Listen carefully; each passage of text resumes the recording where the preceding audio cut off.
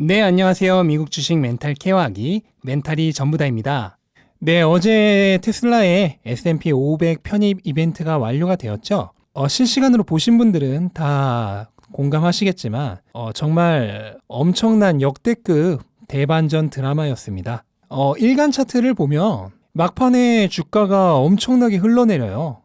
짧은 시간 동안 670을 넘었던 주가가 1시간도 채 되지 않아서 620대까지 떨어집니다. 이거는 이제 편입 이벤트를 노리고 들어왔던 단타 세력이 마지막에 다 팔고 나가는 거라고 볼 수 있죠. 그런데 그렇게 속절없이 주가가 무너지나 하는 그 순간에 드디어 기다리고 기다리던 형님이 들어오십니다.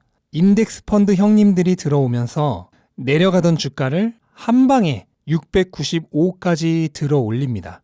마치 스포츠 경기 대역전극을 보는 것 같은 한판이었습니다. 이후 애프터장에서 떨어진 거는 최후까지 남아있던 매도 세력들이 나가려고 발버둥 치는 모습이었다고 보시면 되고, 자, 그런데 영화가 끝나고 엔딩 크레딧이 올라왔지만 아직 영화는 끝나지 않았습니다. 가끔 영화가 끝나고 쿠키 영상이 본 영화만큼 중요한 영화들 있잖아요. 테슬라가 그렇습니다. 편입 이벤트가 끝난 듯 보이지만 아직 끝나지 않았어요. 분명 이번 주에 엄청난 거래가 있었던 만큼 다음 주에 뒤늦게 행동을 취하려는 사람들이 있을 겁니다. 그런 행동들이 또 주가를 어디로 튀게 할지 몰라요. 아마도 엄청난 변동성이 예상됩니다. 또 일각에서는 편입 물량이 너무 많았기 때문에 인덱스 펀드들이 아직 다 못 샀다는 추측도 합니다. 각 거래 주체가 얼마씩 샀는지는 공개가 안 되기 때문에 아무도 정확한 팩트는 모릅니다. 물론 필요한 주식의 수량을 생각했을 때 충분히 가능한 일이긴 합니다. 하지만 오늘 총 거래량이 2억 2천만 주가 넘어요. 원래 장 마감 때만 해도 1억 7천만 주가 조금 넘었거든요. 그 얘기는 애프터장에서만 거의 5천만 주 가까이가 거래가 됐다는 얘기입니다. 그래서 필요한 주식의 수가 1억 3천만 주가 안 되는 걸 생각하면은 오늘 2억 2천만 주가 거래되었기 때문에 아마도 살만한 펀드들은 대부분 사지 않았을까, 저는 그렇게 생각을 합니다. 물론 못 샀을 경우도 있습니다. 이 경우에는 월요일 시초가에 못 샀던 양만큼 추가 매수를 할 겁니다. 하지만 그 경우 시초가는 확 올라서 시작하겠지만 그 이후로는 흘러내릴 가능성이 크겠죠. 어떻게 전개될지는 개장을 해봐야 알지만 어쨌든 다음 주부터도 또 한바탕 재밌는 쇼가 예상이 된다는 건 확실합니다. 그래서 현재 시장에서 대부분의 사람들이 조정을 예상을 합니다.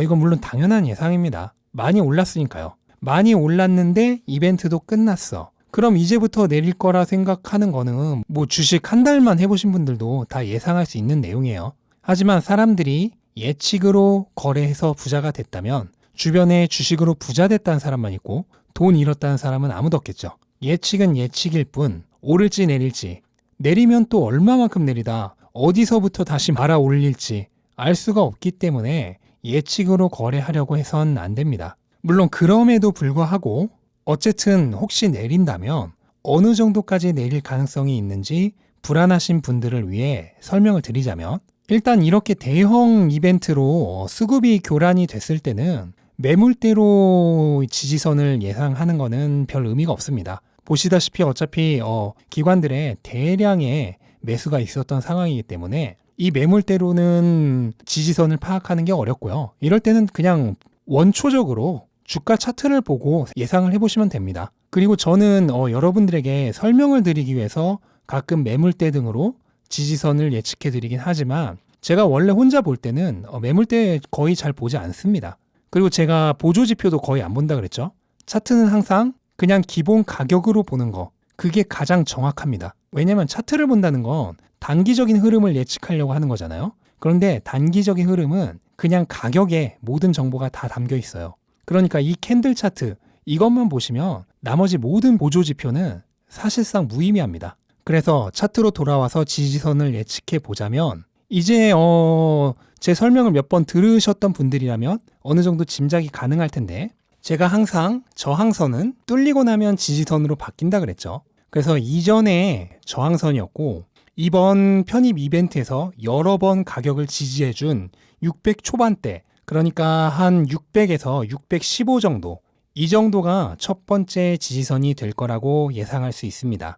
이 가격대에서 지지를 해준다면은 주가는 600 이상에서 약하게 조정을 받는 거라고 볼 수 있겠죠. 그리고 혹시라도 이 지지선이 뚫리면 2차 지지선은 어디가 될까? 이것도 이전 지지선이 그대로 2차 지지선이 됩니다. 제가 여러 번 설명드렸죠? 이전의 지지선이었고 실제로도 여러 번 가격을 지지해 주는 것을 확인해 주었던 550부터 570 사이, 이 정도가 2차 지지선이 될 겁니다. 그러면 만약에 여기까지 뚫리면 어떻게 되냐? 저는 그럴 가능성이 별로 없다고 보기 때문에 이 이하 지지선은 설명드리지 않겠습니다. 그래도 혹시라도 원하시는 분들 위해 참고를 드리자면 이전에 이 밑에 지지선은 490부터 500 정도였습니다. 참고만 하시면 될 것 같고, 어찌되었든 제가 몇 번이나 강조드리는 거는 예측해서 거래하지 않는 습관을 들이는 겁니다. 이게 습관이 되면 계속해서 예측해서 거래를 하려고 합니다. 그런데 그렇게 예측해서 거래를 하다가 팔았는데 올라버리면 그 다음에 다시 못합니다. 이번에도 분명 조정 오기만 해봐라, 그때 살 거다 하는 사람들 굉장히 많을 겁니다. 그런 사람들이 가격이 조금만 떨어져도 줍줍을 하게 되면 그럼 어떻게 될까요? 생각보다 가격이 별로 안 떨어지고 횡보를 계속하다가 갑자기 또 어느 순간에 날아갈 수가 있습니다. 600 중후반에 판 사람들은 최소한 600까지 내려와야 사려고 하겠죠. 그런데 거기까지 안 오고 600 중반대에서 횡보하다가 갑자기 어느 순간 아무런 신호 없이 이륙해버리는 수가 생겨요. 그렇게 되면은 주식을 놓쳐버리게 됩니다. 그렇게 한번 놓쳐버린 주식은 자기가 판 가격보다 웬간해선 훨씬 비싼 가격에 거래가 되기 때문에 그 주식에는 손이 잘 안 나가게 돼요. 결국 어떻게 된다? 다른 주식 알아보게 됩니다. 그런데 다른 주식에서도 예측해서 매도하고 매수하는 습관이 있으면은 똑같은 일이 발생하겠죠. 그게 반복되다 보면 어느 순간에는 정말 듣도 보도 못한 주식을 거래하고 있게 됩니다. 이건 정말 너무나도 많이 보는 개미들이 망하는 최고의 지름길이에요. 그래서 제가 추천드리는 최고의 거래법은 고점에서 팔았다, 저점에서 사려고 하지 말고 여지껏 열심히 벌어놓은 심리적 안전 마진으로 주가가 오르던 내리던 그냥 즐기다가 돈이 생겼는데 주가가 내린다. 그럼 그럴 때만 줍줍을 하는 겁니다. 이게 제가 알려드릴 수 있는 최고의 거래 방법이에요. 가끔 저는 고점에서 사서 심리적 안전 마진이 없는데 어떡하죠? 라고 질문 주시는 분들이 있는데, 어떤 주식이든 처음 들어갔을 땐 당연히 안전 마진이 없습니다. 오래 기다려야지만, 그래서 가격이 올라야지만 안전 마진이 생기는 거예요. 그런데 그 전에 계속해서 파니까 당연히 영원히 안전 마진이 생기지 않습니다. 명심하십시오. 심리적 안전 마진은 주식을 사서 팔지 않고 오래 지켜냈을 때만 얻을 수 있는 보상입니다. 부디 그 보상을 이번에는 꼭 성취하시길 바라고요. 또 언제든 주가가 내릴 수 있기 때문에 강한 믿음이 없으신 분들은 제가 언제나 한 번에 들어가지 말고 나눠서 사라고 말씀드렸죠. 그래야지만 주가가 계속 내릴 때도 기존에 샀던 걸 팔지 않고 그냥 줍줍을 하면서 평균 단가를 계속 낮추면서 그 시기를 견뎌낼 수 있는 겁니다. 자, 다음 주부터 어떻게 될지 전부 예측에 불과하니까요.